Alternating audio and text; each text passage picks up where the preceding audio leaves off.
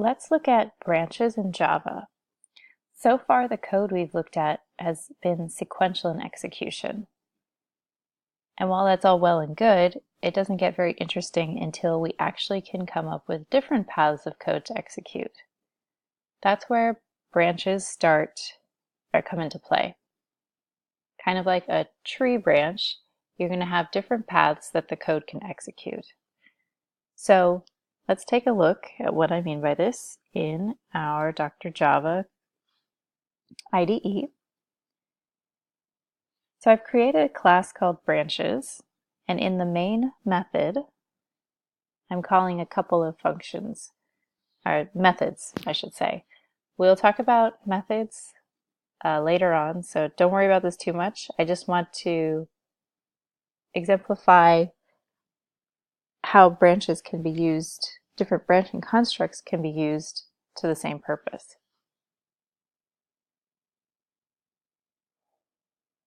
Okay, so we have this method toString if else. So what it's going to do is take in a number and pretty much convert that number to a string.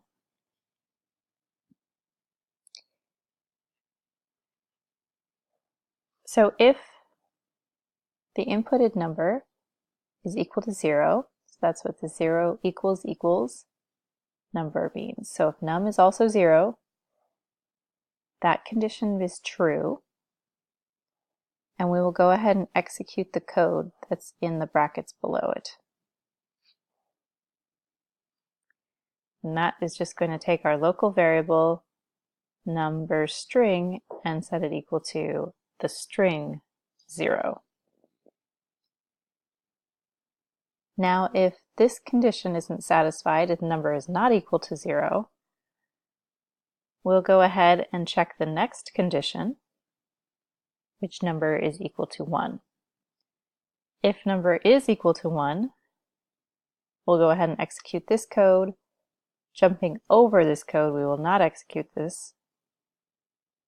And we won't execute the rest of the if-else statement either.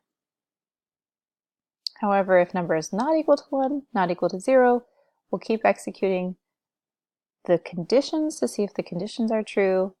And when one of them is true, we'll go ahead and execute the block of code associated with it.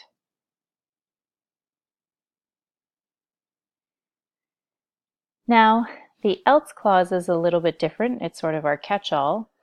If none of the above conditions are satisfied, then we'll go ahead and execute the code that's in here. Now, this function, you probably would want to do all 9 digits, or sorry, 0 to 9. Just for brevity's sake, I didn't put everything in there. If for some reason your number didn't match up any of that, then you would go ahead, and in this case, I'm just going to return an empty string. So a string with nothing in it. All right, so that's our if-else clause. Now I also have another method down here, toString case. So this is going to be a case switch statement, or switch case statement. Now it's going to do the exact same functionality that we saw with our if-else, but it's doing it with a different language construct or a different branching construct called a switch case statement. Again, we're going to take in our num, our integer number, and based off of whatever that integer number is, we're going to switch to the case that is appropriate. So if number is 0, we're going to go ahead and fall into this case. If number is 1, we'll fall into this case, and so forth. Now, something that's a little tricky when you're coding up switch case statements is once you're done with the functional code that you want for that case, you have to add this break statement. Otherwise, you'll actually end up falling into the next case. This is a little different. The scoping works a little differently than what we saw with the if-else statements, because the if-else statement would only execute the code within the brackets no matter what. However, here, if you forgot this break statement, just commenting that out, you'd actually, for this case 0, if you hit it, would set numString equal to string 0, and then fall into this and set numString equal to 1. I don't know how many bugs I've had because I've forgotten to put the break statements in my switch cases. All right, so if our number happens to be 1 or 2, we're going to fall into these different cases and then break out of the entire switch case so that we'll only execute one particular segment or branch of the code. Like we saw with our else statement, in a switch case you have a default statement.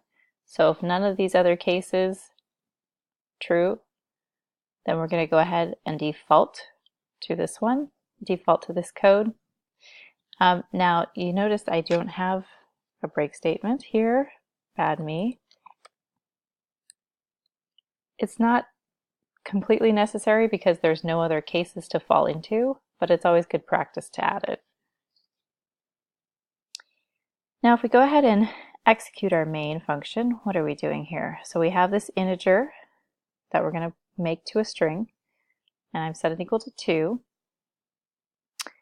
And now we're going to call our two methods, our if-else and our switch case, and then print out the result from each of them. And now if we do this, what do we expect to see? Okay, compile, run.